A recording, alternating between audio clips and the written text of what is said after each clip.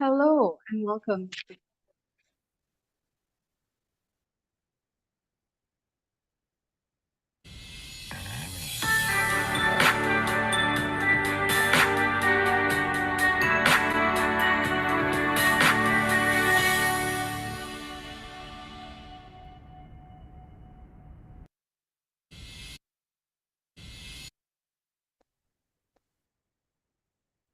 Hello and welcome to the very first Explore Details speaker series. My name is Mazrin with the Asia Foundation, and I would like to thank the guest speaker as well as the audience for making the time for us today.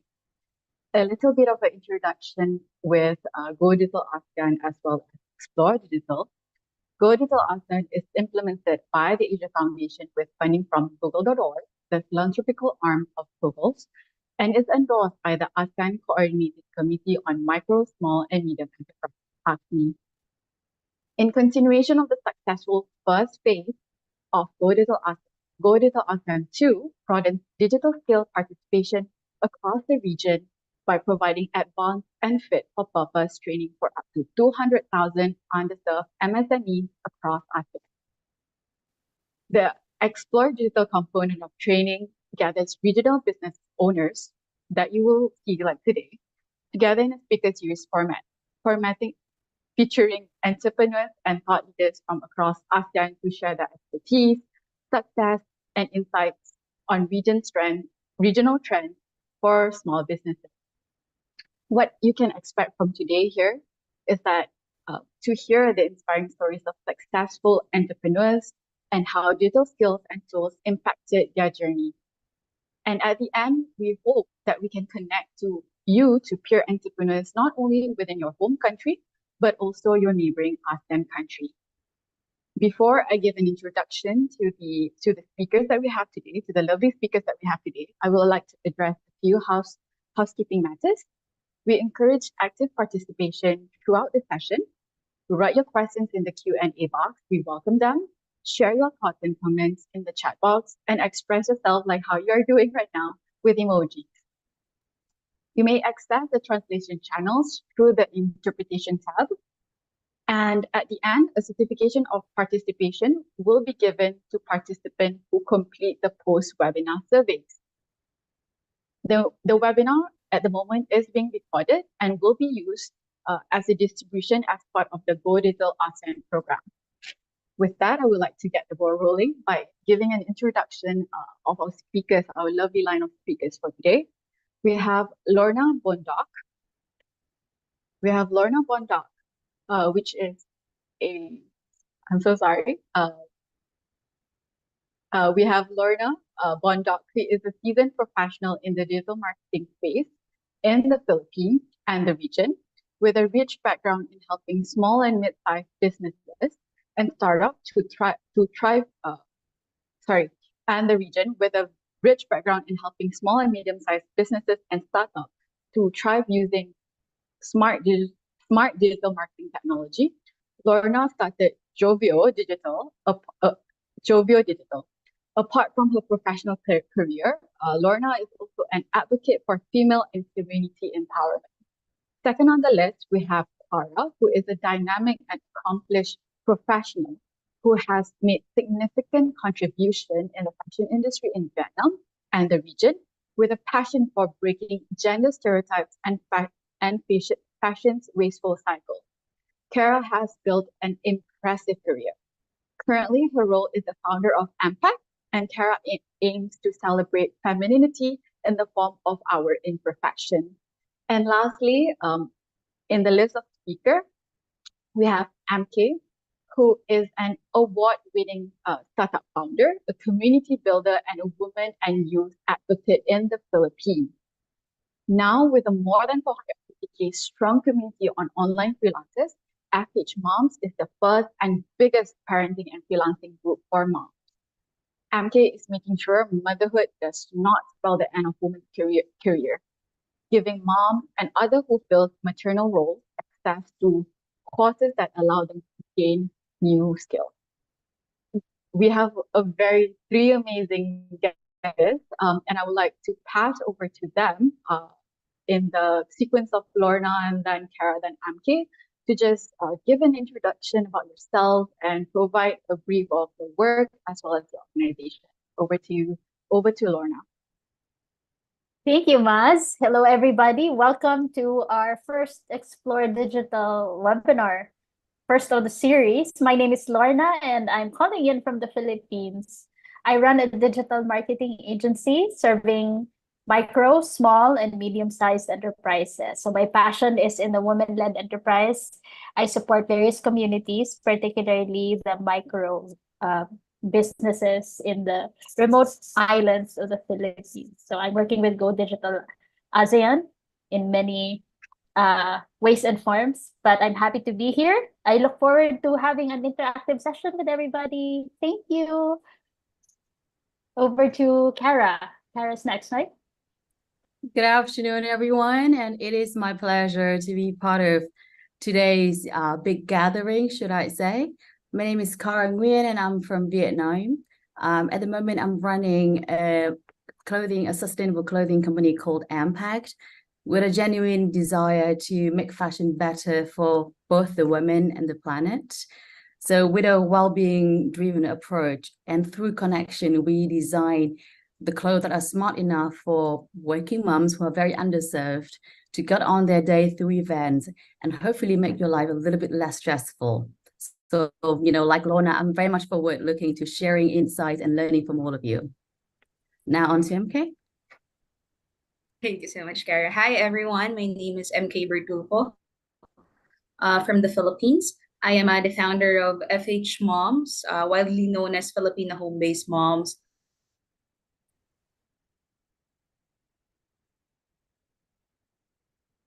And we are serving Filipino mothers across the globe to help them with their career goals, either in online jobs or business. And I recently joined another tech startup company, which is focused on recruitment. It's called Get Hired. We recently launched our app, and I'm so happy that we are doing job fair this year. So a lot of activities and initiatives. Maybe I could share more about that later. And yes, I'm super excited, just like Lorna and Kara here to share with you our advocacy and what else we're doing with our businesses. Thank you, Kara, MK, and Lorna.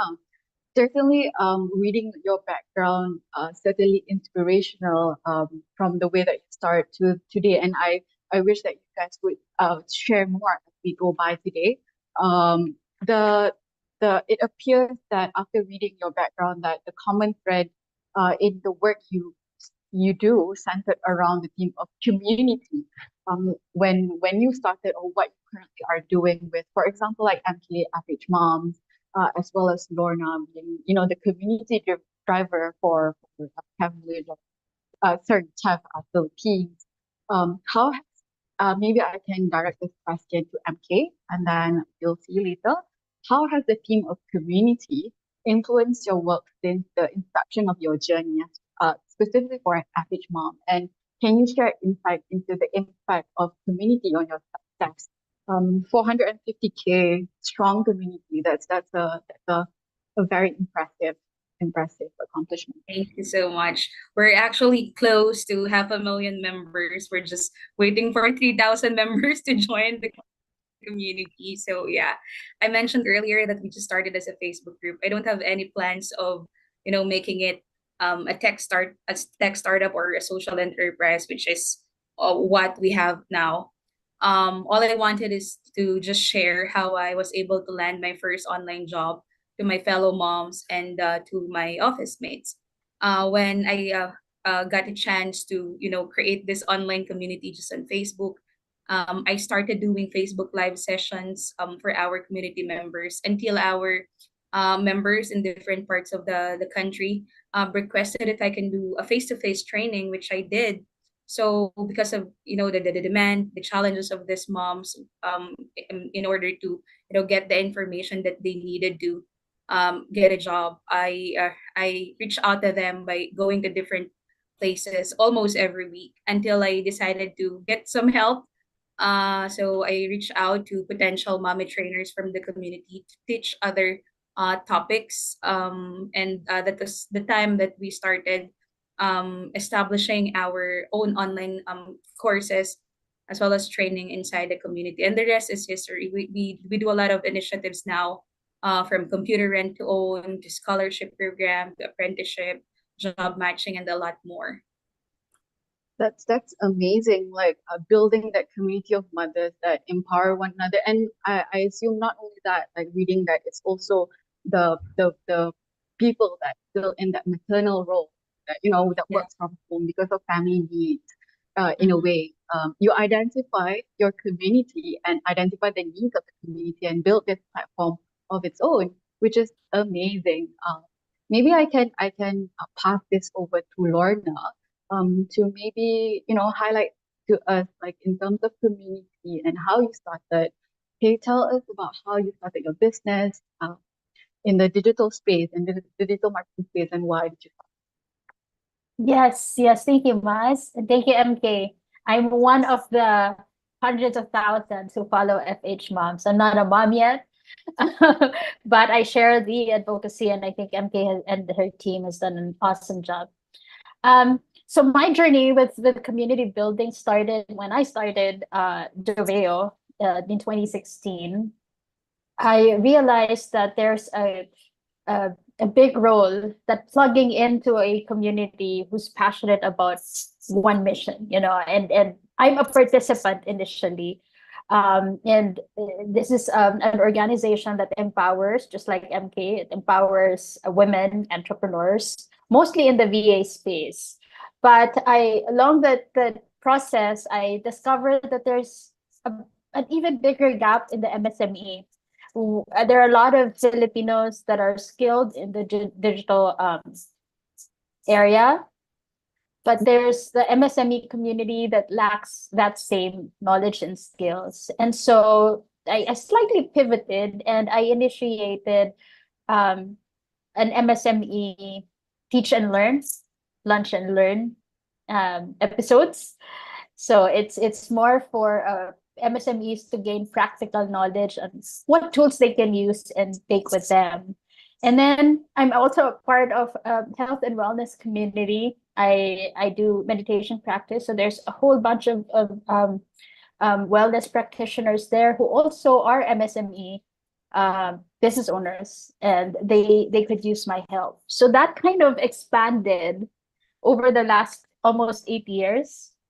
And I saw the value of having a core focus and a community surrounding you that's supporting the same, I guess, advocacy. So MSMEs is close to my heart. I'm also community driven when it comes to startups. So I support startup weekends, ideation, and all these things. So big ideas from small businesses. Yeah. So that's my little piece of the pie here. Thank you, Maz. You're welcome. Can I just say, considering like 2016 and where you are now, and when the pandemic hit itself, definitely this would be like a aid to those small, medium MSMEs that is there and Oh startups. yeah. Yeah, Yes. definitely. Yes. One interesting story there is how all markets closed, nobody can go out. And a quick pivot was that, there's still the bartering system. Like my clients were MSMEs and they were struggling. So what I can do for them is help them adjust to the online space. It's transformative in a way because one of them had closed physical store, and we had to right away build an online store. It's an online palenque. We call it. It's an online wet market. So Mhm. fruits and vegetables, during the pandemic, I got by with getting paid fruits, vegetables, and whatever food supplies because that's what my clients can afford. So that's a win-win for me, and I think we've all learned a lot of lessons in community and how helping one community benefits another. Yes, Thank definitely, you.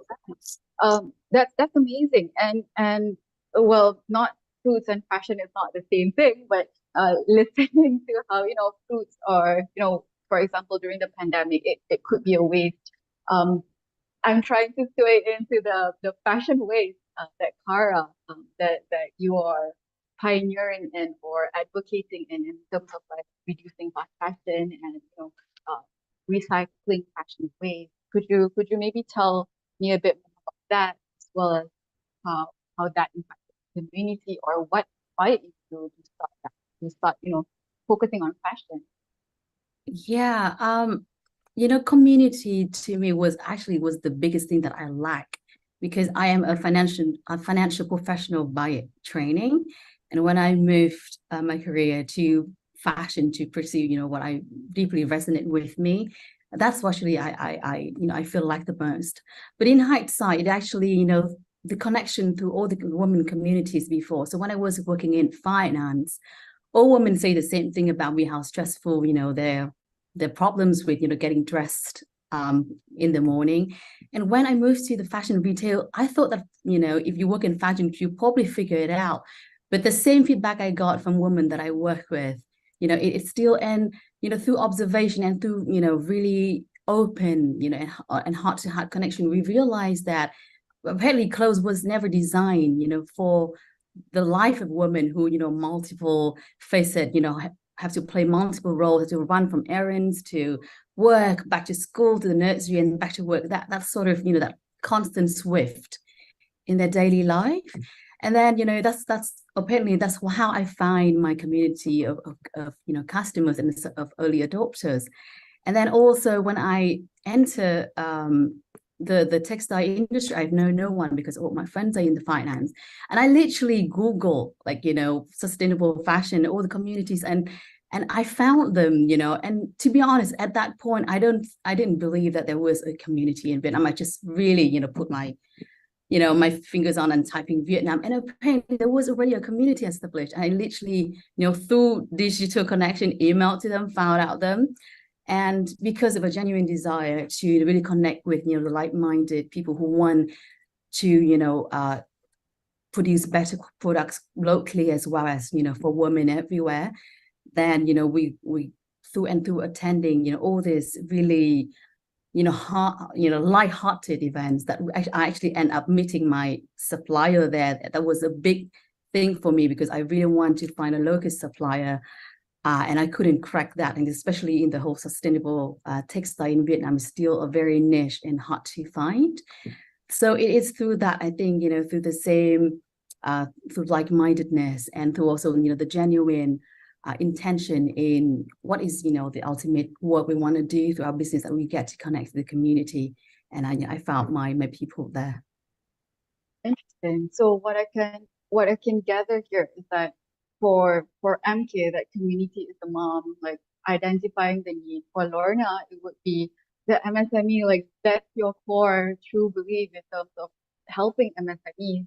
And for Kara, uh, having that finance background, well, to your best ability, of course, because of your success right now, but also building that community along the way, and also building a supply chain, as well as building a community of like-mindedness people that proven your success to today. With that, can I ask that once you have started, where did you go from there? Like Kara have explained, you have explained, like you went and do your research, you go for, same with Lorna, you go for all this community programs, all this plan. But in terms of the day to day, how did you build from, that day one where you are now, and what has helped you, maybe in the digital standpoint, or in any point that you, maybe we can start with Lorna first. Sure. Okay. This is an interesting story. And I hope this you can relate to this story, in one way or another. I started with just a hobby. I really enjoyed writing and creating content without knowing there's a science to it. I knew there was an art to it. I just enjoyed doing it. In 2016, I was ripe with some ideas and some basic tools on, how a website works. But I didn't have any idea of how to monetize or make money out of that, right? I just knew I knew how to write, or maybe paint or draw, but that's offline, right? So how do I merge my creative juices with a business idea? And so what I learned how to do is build a basic landing page. Back in 2016, it's almost as advanced as it is now, if you know how to use WordPress. If you blog, right? Or if you used Blogger before, it's like entering a diary, your journal entry every day. And so that's how it started. Now I got this inkling that there has to be sustainability factor to this. I have to make it sustainable for me to be able to do what I love and monetize it. Okay, so what I did was build a single page website, the one pager magic, right? I knew how to write copy. I had good photos. Thank you, internet. And I had $50 in my pocket to invest in a domain name. $50, that's like 2,500 pesos. Even less, for $5, I was able to get my domain name. Javeo is Spanish for I see, because I saw an opportunity in working online. Not a lot of people would take me seriously and like, what are you doing with your life? Right. But that's, if you enjoy, if you're passionate about what you're doing, and you put hobbies into workable habits, into a sustainable monetized model, then that could work. You just have to take accountability. You show up every day and roll up your sleeves and really get down to business, right? And I mean business. I had to take a look at it as an entity that I will not only invest my time and energy in, but something that I can contribute to a bigger community, where it be an MSME or a startup community. So that's how it all started, with tools that I knew how to use, right? These are free tools. Again, thank you, internet, for democratizing access to technology. Millions of people have benefited from that. So my encouragement is to just organize, envision yourself using as much free tools, free training as possible, and then turn that into an idea that you can even turn eventually into a sustainable business model. I mean, you start small. I started with $50 in my pocket, right? I'm not saying I'm a gazillion millionaire right now, but it's been 8 years, and the journey has been awesome. I won't trade it for anything else. So thank you. Interesting. So just starting that landing page back in 2016, which is a start, as well as like right now you have your chat GTP and all this automated. You can just write your own word for your landing page, boilerplate, and you did this back when there's none. So that's very impressive. And seeing that potential, you see that potential and building that further moving forward, and Yeah. using this as well to help your other MSMEs in how do they also leverage on that. You don't keep this to yourself. That's your business model as well. Right. And that element of curiosity. So please don't lose that, because as business owners, we are perpetually learning. Like, we can't say, okay, I have my business now, I'll stop learning new things, because look at how things have changed in the last 3 years. Hello, AI, right? So we have to stay curious, right? And be on our toes. Yeah, thank you. Thank you. And for Kara, like with the word of sustainability and the world of sustainability is ever changing. How do you, like Lorna mentioned about organizing? How do you organize thought process in a way like sustainability itself? It's a trend, especially regionally. Like for example, in Malaysia, sustainability is it's a web web of its own, like a spider web of its own. Can you tell me like how did you organize it? How did you your day to day from where you started? Uh, how did you build that in the term of sustainability and your background? So yeah, I think switching from working in finance to studying making your clothes, finding the fabric, building it, making it, sizing and everything.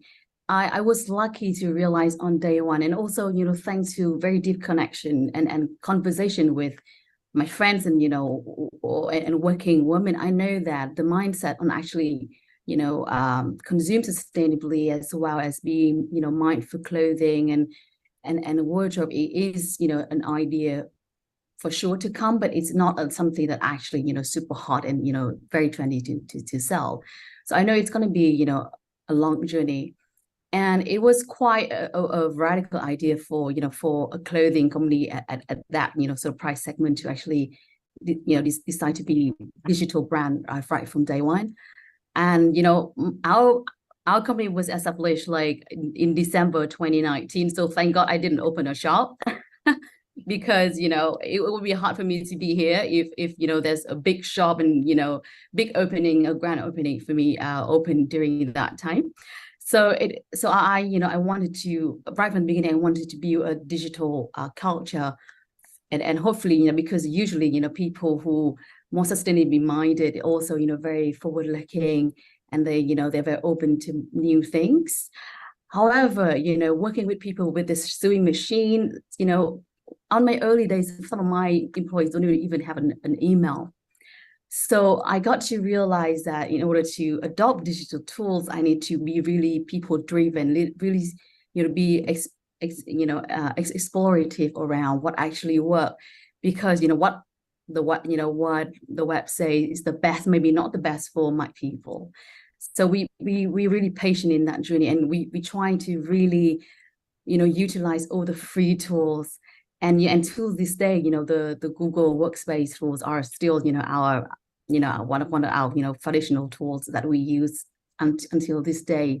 And actually, we think that we still sort of underutilize, the whole tools of it. But then, and the lesson I learned is that, at the beginning, I try really to, use many tools, so this part, the communication, I want to use this app, for the workload, I want to use this app. And, you can't be perfect on day one. So I quickly learned that it has to be, a needs versus wants, what is, or the one or two needs that is most important.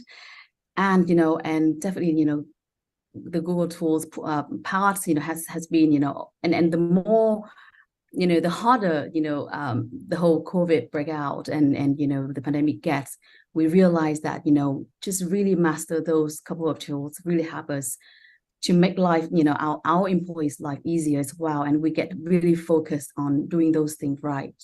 And at the same thing as how we communicate with our customers as well, we're really trying to see like whether it's really needed or it's just something to look nice. And we're really trying to, constantly asking that question. So yeah, even when it comes to, digital tools, fewer better, and really, putting people at the center of, whether it makes their life easy or it just, giving them more admin work to do during the day, and listening to them. And that's how, we've been able to sort of get through all the lockdown and still here today. Yeah, I completely agree with you. There's so many digital tools out there that it can be sometimes overwhelming for someone. So it rather than like aiding them, it could be burdensome to them. But yes, I 100% agree in putting people first, and as well as like centering it around their need as well as what they're able to adapt. Because there are like uh, fear of using tech uh, to better aid rather than they see it, oh, it's too difficult to learn this, or it's too it will prolong more in terms of their businesses. But definitely there are tools that will help. And repeating what Kara and Lorna said, it's a lot of free tools out there that we can further utilize. And there's always website and YouTube for us to, go through and learn like what manual, what are the manual, what are the to-dos in a way on how to run it. Maybe I can pass this over to MK. Just wanting to know more about FH Mom in terms of it itself is a digital space. What I mentioned earlier about some people may see digital as a nuisance or as troublesome. So with this platform, how did it help the community? Well, for us, before we can afford all the digital tools that we have now, which are all paid at least, we started maximizing whatever is free and available during the time, and of course, the power of our community. So I remember when we're just starting out, all of our training or courses are done in separate Facebook communities or Facebook groups for different batches because we have monthly students who are coming in to join our paid programs, and then most of our events are sponsored by our community members. So we have a lot of volunteers. Someone will host the event. Others would volunteer to set up a booth or sponsor all the giveaways. So we started with that before we get big sponsors and clients now. And then even with our tools, we started with all the free tools that you can think of, since we cannot afford paying for a developer during that time. So we tried different tools, from communication tools, uh, from from the web developer sites. So yeah, now that we were able to identify which tool is perfect for us, it's easier now, and our members as well as our team inside the community are all knowledgeable about different kind of tools, since we also do this kind of training for them. And now that we are in the world of AI, we're also teaching our community members how they can, maximize the use of AI. And recently I posted about bar.bill.com, since I highly use that in the past months. And I was so surprised because many of our community members are not yet familiar with that kind of technology. Since we have a lot of discussions inside a group, many are asking, especially the newbies. It's important for us to also educate them on how they can find the right information, or how they can use this kind of AI tools to help them with their online career or business. Interesting, interesting. Yeah, with the world of AI, it's ever changing now. Like Lorna mentioned, like in the past 3 years, there's new trends that are coming on board. Uh, yeah, it's really, really interesting. I would like to encourage the participants to also um, give your Q&A in the chat box, which we will address later on. I highly encourage you guys to submit your questions. Um, I would like, because it's a room or a panel of women, definitely it has its difficulty and challenges as well as gender stereotype. There is stereotype for men as well, but just because if you're here as ladies, uh, MK that started, this mom-based community. Lorna started back in 2016 on your own, and Kara definitely with Impact. Even before, you changed from finance to fashion. Definitely, that would be a huge. It's a huge leap of changing career, uh, relearning. So definitely there's challenges. Can I know, in terms of challenges, what are the challenges that you face along the way, as well as how did you overcome it? And maybe if you want to touch on what are the stereotypes or what are the difficulties that you face? Please share with us. Maybe we can start with Cara first. Yeah, I think, are you sure that the list of challenges are a lot, and I'm sure that it also changed through a different phase. I guess, when I just started, I have no idea about a lot about fashion nor, running a business. So it's like multiple new things at the same time. And sometimes I guess, as they say, that you just gotta dive in and then, you will figure out how to swim. So it is literally that. And also, I think I'm always very close to people.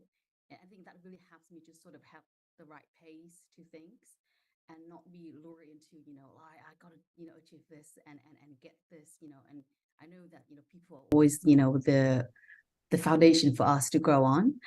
However, I think being a mom, running a new business, definitely there is this, and I'm still working on it till this day, which is the guilt of not doing enough. There was days where I would set my plan to, I want to achieve this, this to-do list and do that. And then a call from the nursery or from the school, right? And then that's it, the day is gone.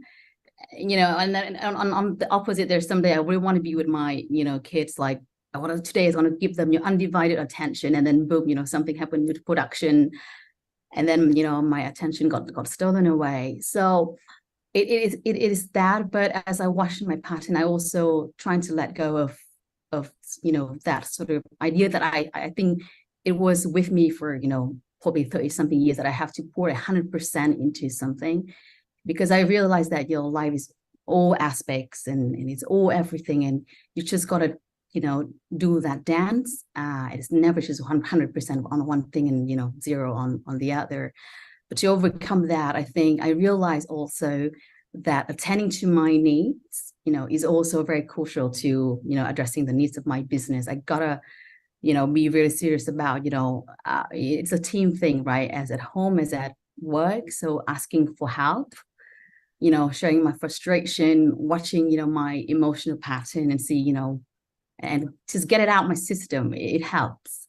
So that's definitely something that I continually work on. It was was never an arrival point, but it's something that is a challenge, but also I think a great skill to improve. That it has both the personal goals as well as what I'm trying to do with my business. And also a very hard one is also to differentiate, like I said before, differentiate the true needs versus the full needs that I think I need for both myself, my family, and my business. Because sometimes it's really hard to tell whether it's actually true or not. But I think as we walk on the path and we realize the right sort of rhythm, and the what actually is core to us, that that we got to balance. Okay, this we're just going to do one or the two that is actually essential, not just something that is would be nice or might be helpful. So I think this is probably the two biggest challenges, because moms, we always sort of trying to be a perfectionist. We need this, we need that, and otherwise the kid's going to be this. But they probably just need one or two things from us as a mom, and as well as from the business. So yeah, that's Yes, my share. Would love I to can. hear you from MK as well, because you're always also juggling this journey. Yeah, Thank you so much, Kara, for at least giving us a clear picture of what a mompreneur is struggling about. Yeah, so I can totally relate with that. I remember when I started working from home, there's mom guilt because it's my first time to work from home. I'm trying to adjust with my job and with the business that I'm starting in the community, so I'm doing it all together. And I realized that I also have to brief my husband and my 2-year-old son back then. So imagine the pressure. And from the moment I realized that I'm overwhelmed, that was also the time that I decided to um to work on my time management, as well as my plans in making sure that I have work life balance. So this is the time that we started traveling as a family. That really helped, and we started goal setting as husband and wife. So those are the things that we did in our first year working as a home based family. And in the next year of working from home and doing business is a different challenge for me, since I'm entering a tech world that is totally different with what I'm doing in the past. So most of the tech startup founders that I'm meeting are mostly are male, so only few of us are female, so it's kind of scary. And yes, it's overwhelming, and for someone who doesn't have background with tech, I really have to cope up. I started attending a lot of pitching competitions, accelerator programs, webinars, networking events. So that really helped me to boost my confidence as well as my knowledge. So from the moment I gained all the confidence and the courage, I was able to empower other moms inside our community to do the same, to attend webinars like this, and work on whatever challenges they are facing, especially at home, and in their business. yeah, I could 100% relate in some of that mom guilt. Definitely working and being a mom, being a wife, being a person itself. it's such a huge thing, such a huge guilt. But uh, as per Kara said, like also it goes hand in hand with differentiating the need as well as like do my kid really need this? Do my work really need this? I think that really helps in that day-to-day mindset shift. I guess we can move to the Q&A. Thank you for all the questions. And maybe I'll direct the first question to Lorna. Can you share how to create good content in digital platforms? Since you mentioned about digital platforms. No, excellent question. Whoever raised that question. Thank you. So I'll take a stab at that because, well, that's my line of work. So the first thing I would encourage, I would invite you to do is plan it out, have a strategy in place. There's people usually have this idea that content, as long as you post, just post, right? But it needs to be strategic in that it has to answer the question why. Why are you posting this? Why not that? Right? There has to be an objective first. If your objective is to raise awareness, then there's several types of digital content that you can create to raise awareness or build your brand. If your goal is to engage with your target customers or audience, then there's the consideration phase, the more educational, helpful content pieces that you can put out. That way you get feedback, you get engagement, you have a conversation going with your community. And then if your goal is to sell, there's a healthy balance of all three: awareness, consideration, and sales, right? So when you do sales posts, it's not always sales, it's in your face. It's all you ask people to do is buy from you. People will get tired easily. So the strategy that I can ask you to consider is set a time. I personally I do an experiment. So there's a 30-30-30 rule, right? And then the 10 is like a wild card. I can have fun with the 10%. 30% of my content is awareness building. 30% is consideration, educational, training, helpful how-tos. And then 30% is sales driven, right? So, and then the 10% I have fun. Like this event is advocacy. It's like my heart, but it's me having fun. It's me opening up. So it's not leading to any one particular 30%, but it's all encompassing if you take a look at it. This is content. So have a strategy in mind, have an objective in mind, and then plan it out from that point on, right? So there's one thing to do a digital strategy in your mind, and it's another thing to implement it if you have a calendar. Again, we're talking about free tools and organizing your thoughts, putting them down on paper and actually taking action and putting it to practice, right? So, and then you get to measure your progress or lack thereof and then tweak. There's never a fixed formula for digital marketing. You have to see what your audience resonates with, do more of that, and then ask feedback. I think Kara mentioned customer feedback is key. When you build relationships with customers using content online or offline, I still am supporting the idea of connecting with your audience in person whenever you can. It's a different experience altogether. So, but yeah, in effect, we're all designers of experiences here, whether online or offline. But I encourage you to know what you want your customers to experience. So thank you. Thank you for that answer. Like everything is a content, like and that audience base. Like right now talking to me, it will be a content as well with the panel and tweeting it later. The next question, I think I want to merge two questions together, and this would be from to Kara.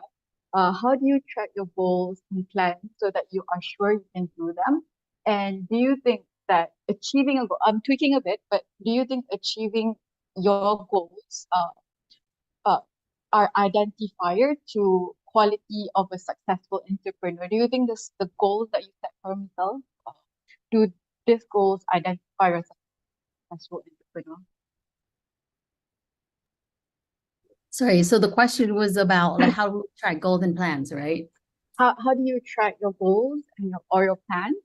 And do Yeah. you think with that goals or plan that you set, do they identify or qualify as, marking it as a quality of a successful entrepreneur? Or how do you measure uh, uh, what are the key qualities of a successful entrepreneur? Yeah, it's a very interesting question. It's also, very very broad as well as a very in-depth perspective, to approach that. So I think, the way to track your goals, I think it's, it really depends on where we are and where, I guess, is where we want to. And it's about, I think, obviously, at the beginning, we don't know where we are, we start from zero. So we just sort of have assumptions, right? And then we set certain goals based on those assumptions.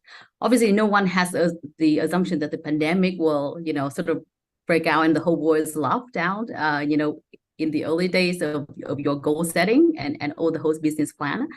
So yeah, so we always trying to set our goals, but also, the path, so the path should be, in pencil of how do we get there. So for us, it's all we always measure it as, how well we understand our customers, how well we're serving our customers, and as well as, how well we are serving the people inside, within Impact. And this is very key because, through COVID, we're so lucky that the team stay, and that that really helped us to bring all their insights and their understanding about the customer to actually later on launch the product that really resonated well with our customers later on.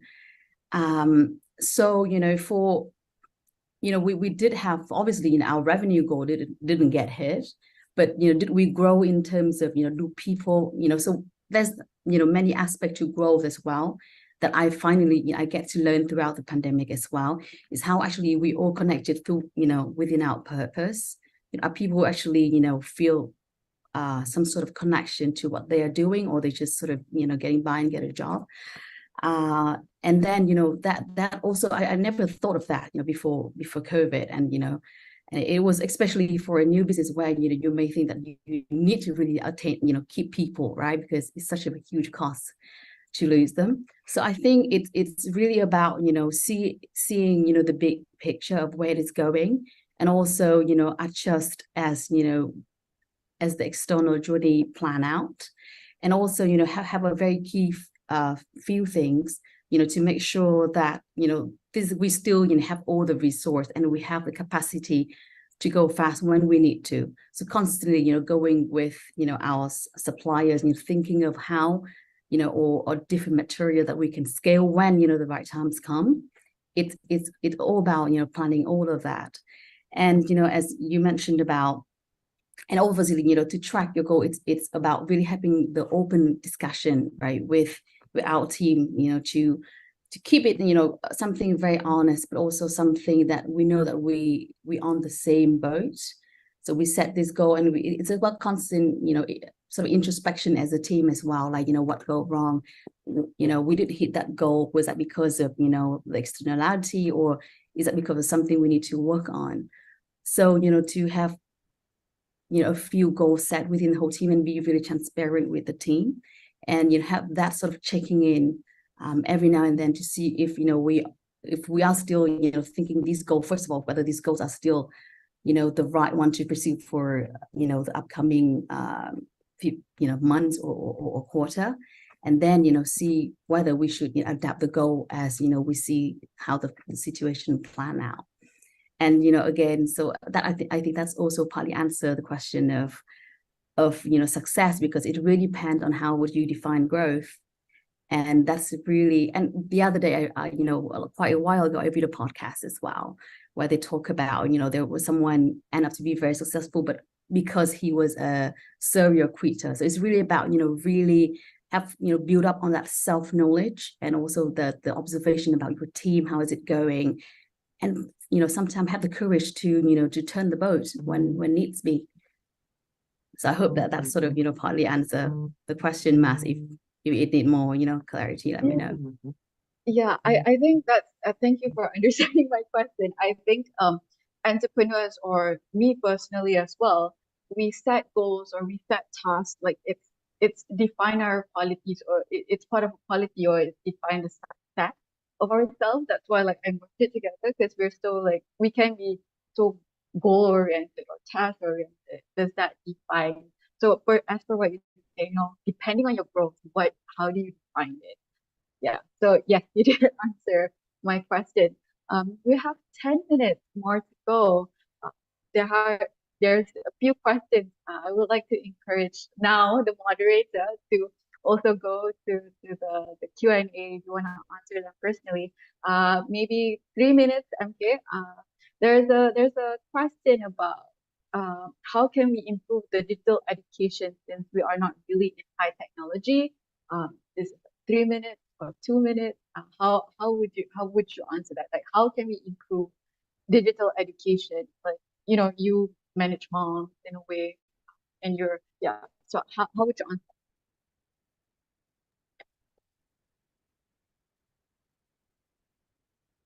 Oh, you're on. Right. So for us, in our community, we started serving our Filipino mothers.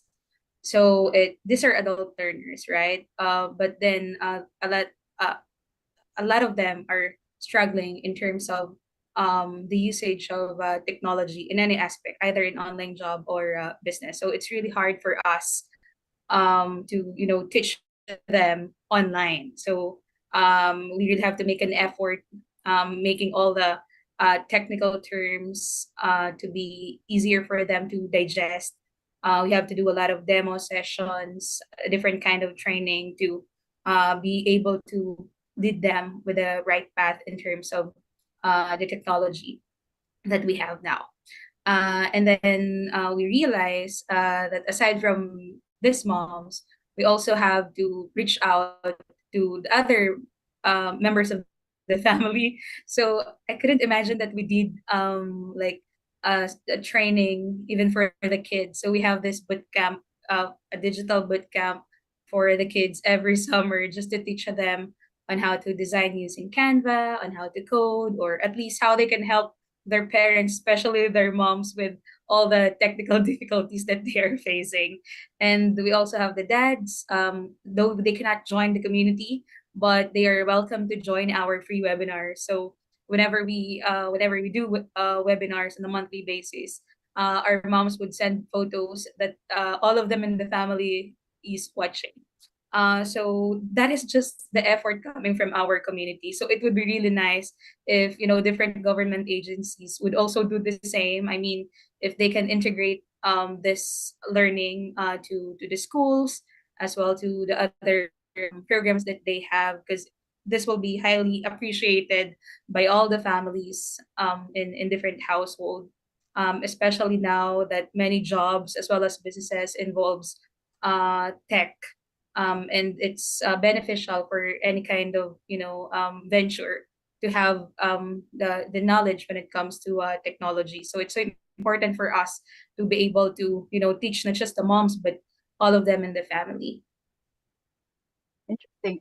And thank you for touching on government intervention because that kind of answer one of the question. What kind of public policy intervention you think is most needed for mompreneurs? So providing that potential Mm. aid in terms of getting mom back into the market, getting And yeah. I think thank you for highlighting that as well, and it answers one of the questions. I think I can go around right now and for final takeaways. What are the key takeaways that you would like to highlight from today, and maybe also answer to each of your own? What keeps you motivated to pursue an idea and your current passion? What motivates you? And then we can call it a day. Maybe we can go for Lorna, and then Kat. Yeah, wow, that's a big question. That's a loaded question. What motivates me? A lot of many different things, but I have to start with myself. Um, it takes a lot of self-awareness to acknowledge what you've yet to improve, one. And then knowing that allows me to be objective, like if you, especially if you're wanting to be your own boss, there's no boss that's going to tell you what to do next, right? Or what to study next. It's going to be on you, especially if you are an entrepreneur or an aspiring entrepreneur or freelancer. Any entrepreneur would tell you the learning never stops. And so if you're aware of what you have yet to learn, go learn it, find ways, carve out the time, show up. And then number two, showing up means you self-educate. You won't be handed opportunities to learn. The motivation of knowing I can improve on certain areas. There's the hierarchy that personally I applied to me. Like there's, if I can't ask somebody else to do something that personally I don't know how to do. So before I engage another person to perform a job or a task, I need to know first. Okay, because how can I coach another person if I don't know how to do it myself first? So that alone is a motivating factor if you want to build a team or a company. Yeah. So that's my motivation, is to use self-awareness, to self-educate, and to self-motivate. Of course, there's a lot of influences you can draw from. I read a lot of books, and I talk to a lot of people. I meet interesting people. I talk to them. I ask a lot of questions. And that alone can spark ideas of, oh, okay, I want to know more about that. When can we reconnect? So you initiate a conversation first with yourself enough to have another person join you in that cause. Yeah, so I encourage you to just get to know yourself a little bit better. Like, check in with yourself. What do you want to learn today, Lorna? I talk to myself like that, like I'm a second person, and it helps. So I hope that helps you too. Thank you. Thank you, Lorna. And MJ, key takeaway for today, as well as what keeps you motivated to pursue your passion and your ideas. Yeah, as for me, it's just, staying connected with your biggest why. So there was a point, especially during the pandemic, when I feel that I don't know what I'm doing. I'm so lost during the pandemic. I feel that most of us are feeling the same way during that time. In my first year of community building, I was so motivated to help everyone until the pandemic came, and I don't know where to proceed. So the moment that uh, the new normal enters and we started, doing face-to-face events, I reconnected with our community members. I started hearing their stories again because it was like 2 years of not hearing their stories, just chatting with them online. It's different when you meet them in person. So make sure to stay connected with your why.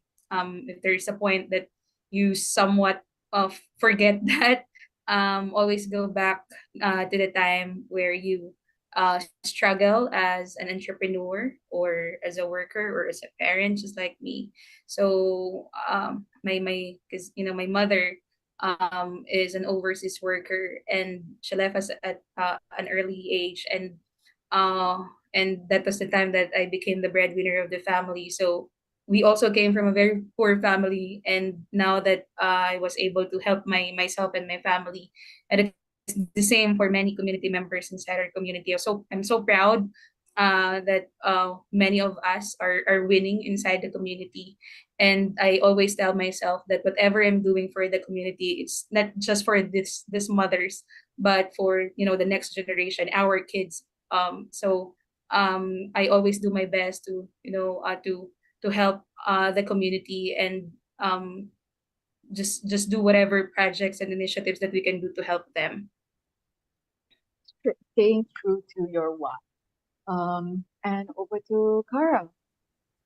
I definitely can resonate with the theme of self-knowledge and connection that, Lorna and MK already mentioned. So, definitely your motivation is as strong as your why.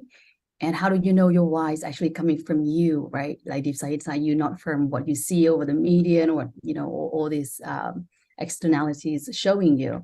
So, and I think I also believe that, that the stronger the needs for digital tools, the stronger the need for connection, the self-connection, connection with your team, with family, as well as, with the broader community.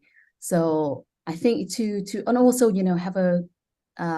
have a curious mind, when you don't like something or when we struggle with something, you definitely lean on it and get the knowledge out of it. Because definitely, books, I read a lot of books and things, but then I've also get to a point realize that the book I really need to read is myself, right? What's are the patterns that I don't want to continue? What are the patterns that actually help me grow and also help me enjoy the journey as well? Because I think as a mom, I've learned that, our sort of emotional state, it actually is a moral obligation, because otherwise it will spill over to, the family and the kids.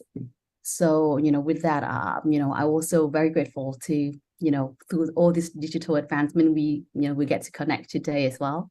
So for that, it was, definitely the key takeaway and the theme that I've got. Thank you, Cara. I think this webinar series has been more leading towards, the women coming together in sense of community and learning about the tools that help us, not only, I feel like, not digitally, but also us as a woman. And then understanding further about the challenges and the challenges that, and being here, I feel like we face the challenges about the same, but I always feel like I'm feeling the challenges all by myself. But there is actually, inspiring women that are going through it and are excelling and that are great in their field. So I'm inspired after hearing all of you guys. With that, I think we're coming to an end. I would like to share with you that we encourage you to share your feedback by filling in a short survey. Um, the link will be through logging into the Go Digital ASEAN website and click the survey button in the Explore Digital event page. That's what you can see on screen at the moment. Once you completed the survey, you will see a certification button uh, in the same page, which you can click to access your certificate of participation. Connect with the Go Digital ASEAN community by visiting our website at godigitalasean.org and staying in touch on Facebook. Links are in the chat box.